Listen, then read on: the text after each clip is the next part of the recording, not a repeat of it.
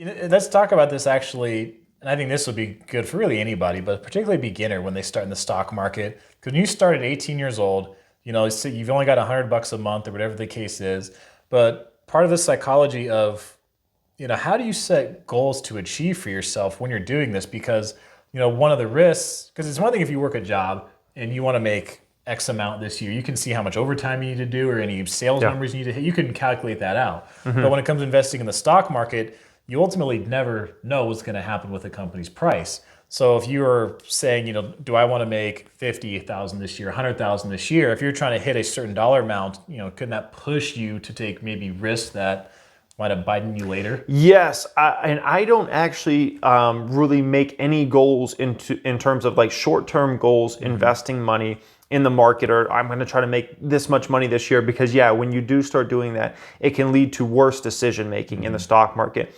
Income is different than investing. Investing, you really have to take a long approach. And if all of a sudden you're trying to say, I'm trying to make 100,000 from stocks this year, you're going to end up likely making short-term decisions that aren't in your favor over the long term. And you could end up making a lot of mistakes.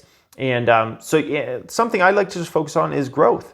At the end of the day, did I grow, over the past year? Yes. Did I grow the past year? Yes. Did I grow over that year? Yes.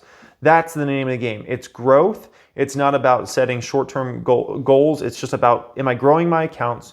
Am I in a position where I can invest more money? Am I in a position where these stocks are going to succeed over the next 3 and 5 years?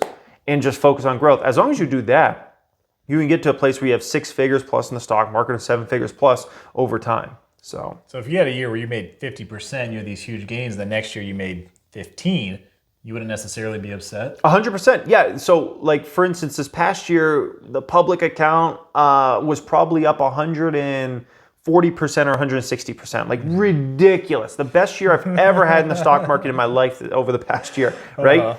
In the middle of a once in a 100-year health event, who would have thought it? But that return is crazy ridiculous. Right. I do not expect to get another 140 to 160% return this year, and I don't expect it next year.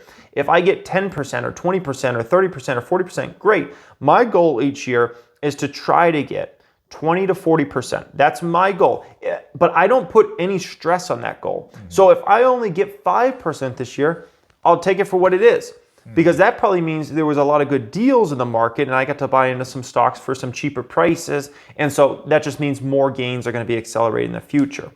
And so, I usually kind of put, if I do make a goal, it's around percentage gain, but I don't stress about it. So it sounds like it's more of a guideline than a goal. 100%. It's more of a guideline. I mean, over time, I would love to, over the next 10 years, be able to get 20% to 40% on average per year. If I don't hit it one year, I don't like, oh my gosh, I'm horrible at investing or something like that. It's just sometimes you have a bad year. Sometimes things didn't go right. Sometimes it's just a bad year for the stock market. Right. And other times you're going to, make way more money than you ever dreamed in a particular year. That's just the way it goes.